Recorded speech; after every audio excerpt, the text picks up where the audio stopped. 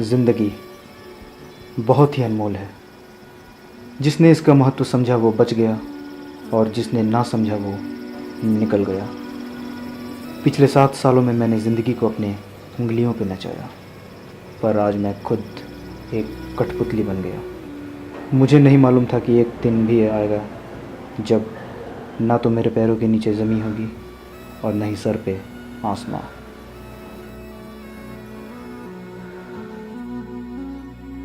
सत्रह साल की उम्र से ही मैंने सिगरेट को अपना फ्रेंड बनाया, लेकिन वो फ्रेंड से बेस्ट फ्रेंड कब बना मालूम ही नहीं हुआ।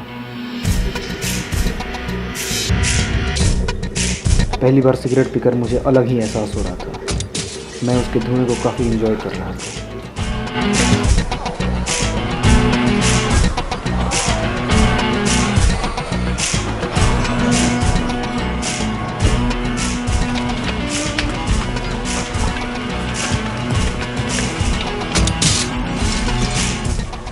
धीरे धीरे करते हुए मैं सिगरेट का आदी हो चुका था।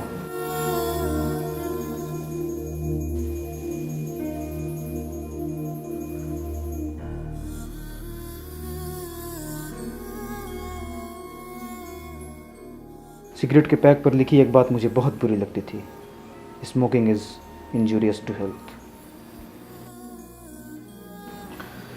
क्योंकि मेरी सुबह की बेड टी भी सिगरेट थी और ब्रेकफास्ट भी।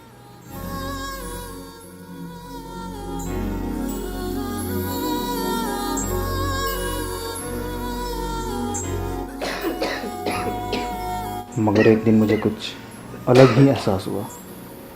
ना चाहते हुए भी अपने मन को समझाकर किसी तरह चेकअप के लिए गया। मैंने आपकी सारी रिपोर्ट देख ली। ये मेडिसिन लिख रहा हूँ, टाइम पे लेते रहिएगा। और हाँ, सिगरेट को भूल जाइए। पर क्यों? ऐसा कुछ नहीं है डॉक्टर, मुझे तो बस थोड़ी सी खांसी हुई थी, बाकी सब ठीक है। डॉक्टर ने सिगरेट छोड़ने की सलाह दी।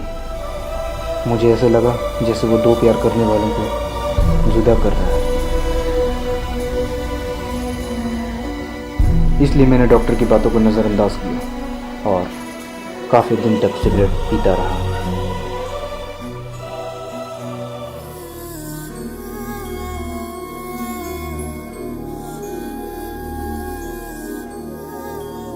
शिखा मेरी ज़िंदगी से जा चुकी थी। मैंने उसकी जगह सिगरेट को ही अपना लाइफ पार्टनर चुन लिया था, क्योंकि सिगरेट के बिना मैं अधूरा था।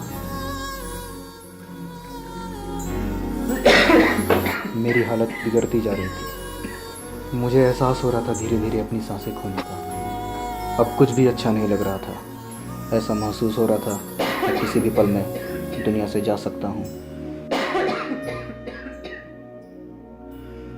इस 4 इंच के सिगरेट और उसके सफ़ेद धुएं ने मेरी ज़िंदगी को ब्लैक एंड वाइट कर दिया और मेरे अंदर इतना जहर भर दिया कि मुझे पता भी नहीं चला। हर वक्त मैं यही सोचता था कि काश किसी तरह मैं पिछले समय में जाकर खुद को सिगरेट पीने से रोक लूं और अपनी आगे की ज़िंदगी जी सकूं।